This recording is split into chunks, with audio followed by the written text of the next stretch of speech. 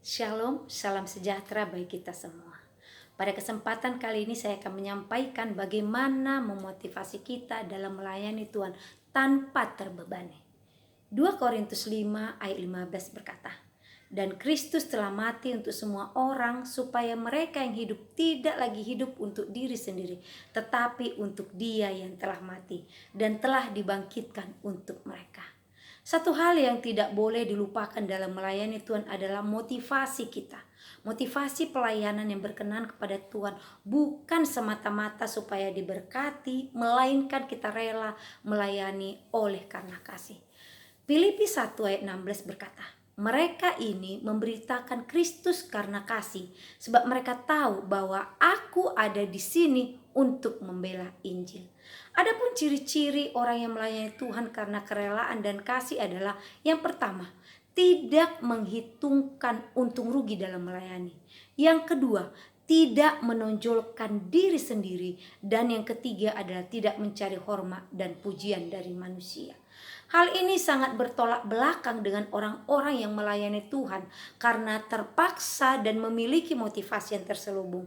Mereka selalu menghitung jasa yang mereka lakukan, mereka ingin dihormati dan beroleh pujian dari manusia, ingin diutamakan dan tidak mau menanggung rugi. Mudah sekali mengeluh, kecewa, dan akhirnya pelayanan mereka pun tidak bertahan lama.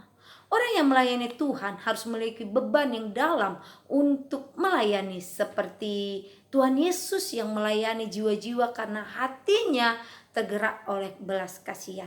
Matius 9 ayat 36, "Melihat orang banyak itu, tergeraklah hati Yesus oleh belas kasihan kepada mereka, karena mereka lelah dan terlantar seperti domba yang tidak bergembala." Sedangkan keberadaan orang percaya di tengah-tengah dunia adalah untuk menjadi saksinya, menjadi garam dan terang dunia. Matius 5 ayat 16 berkata, "Supaya mereka melihat perbuatanmu yang baik dan memuliakan Bapamu yang di surga." Jadi ladang pelayanan itu sesungguhnya sangat luas. Tapi seringkali kita salah dalam memahami arti dari sebuah pelayanan. Kita beranggapan bahwa melayani Tuhan berarti harus menjadi seorang pendeta, harus menginjil, atau terlibat dalam pelayanan mimbar, dan terlebih dahulu masuk dalam sekolah Alkitab. Padahal Tuhan ingin agar kita memberitakan Injil melalui sikap kita, tindakan kita sehari-hari, dan dimanapun kita berada dan kapan saja, sesuai dengan profesi kita masing-masing. Kita bisa melihat pandangan Paulus yang mendasari keputusannya untuk tidak menuntut apa-apa dalam menjalankan panggilannya. 1 Korintus 10 ayat 31 berkata, "Aku menjawab, jika engkau makan, atau jika engkau minum, atau jika engkau melakukan yang lain, lakukanlah semuanya itu untuk kemuliaan Allah." Ia berkata, apapun yang kita lakukan seharusnya itu diarahkan untuk memuliakan Tuhan dan bukan untuk mencari popularitas atau keuntungan pribadi. Mengapa demikian?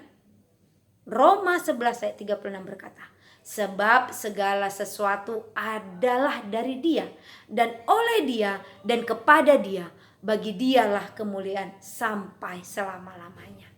Bukanlah segala sesuatu yang kita miliki semuanya berasal dari Tuhan. Tanpa Tuhan kita bukanlah apa-apa dan tidak ada apa-apanya. Karena itulah sebabnya sepantasnya kita memuliakan Tuhan lewat segala talenta atau kemampuan yang telah diberikan kepada kita.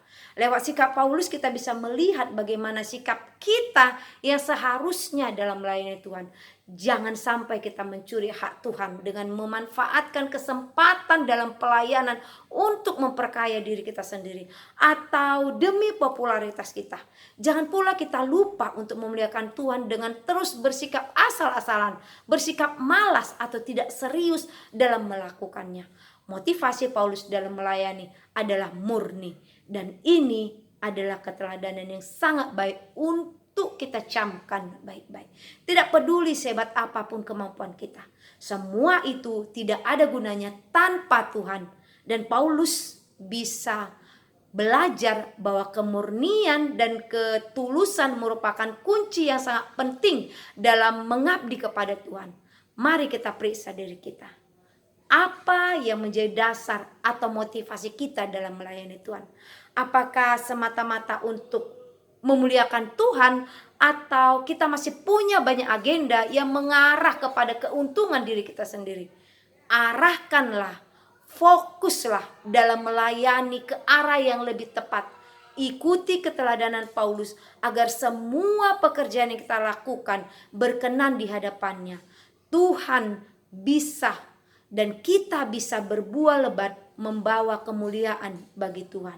Melayani Tuhan adalah jika kita melakukan firman-Nya dan menyelesaikan pekerjaannya. Makananku ialah melakukan kehendak Dia yang mengutus aku dan menyelesaikan pekerjaannya. Yohanes 4 ayat 34. Demikianlah motivasi dalam melayani Tuhan yang dapat saya sampaikan. Terima kasih, Tuhan memberkati.